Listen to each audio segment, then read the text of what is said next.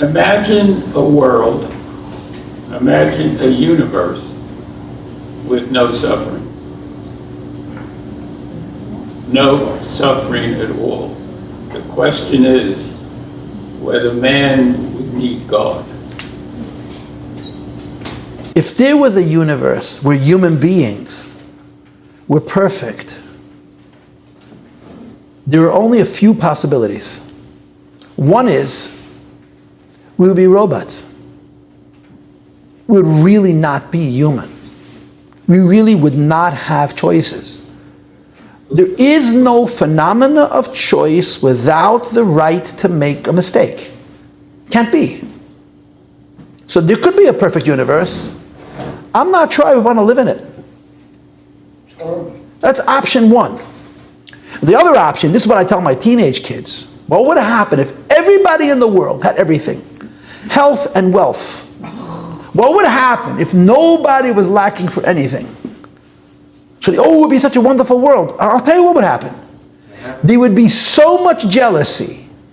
There would be so much jealousy. We'd be eating up each other alive. I tell my teenage students, because they don't argue with me, so I can afford to tell them this. I promise you, the day human beings figure out how to do the right thing without necessity, you work because you need money. You didn't work, you sit on the couch and become fat.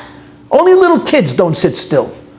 The day human beings are self-motivated to be righteous without an extraneous motivation, I give you my word, there's no suffering in the universe. The suffering in the universe is the source of all the kindness. The suffering in the universe is the source of all the empathy. The sensitivity of the universe is the source of all the complexity of what makes us human. You take those things away, we will be animals.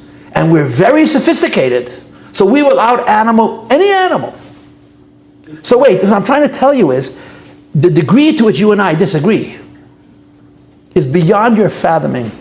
No, actually, you probably agree more so than you. So then I object to this idea that the quote perfect universe should amount to perfect human beings. I just have an issue with it. If the whole universe is perfect, And that's a big if.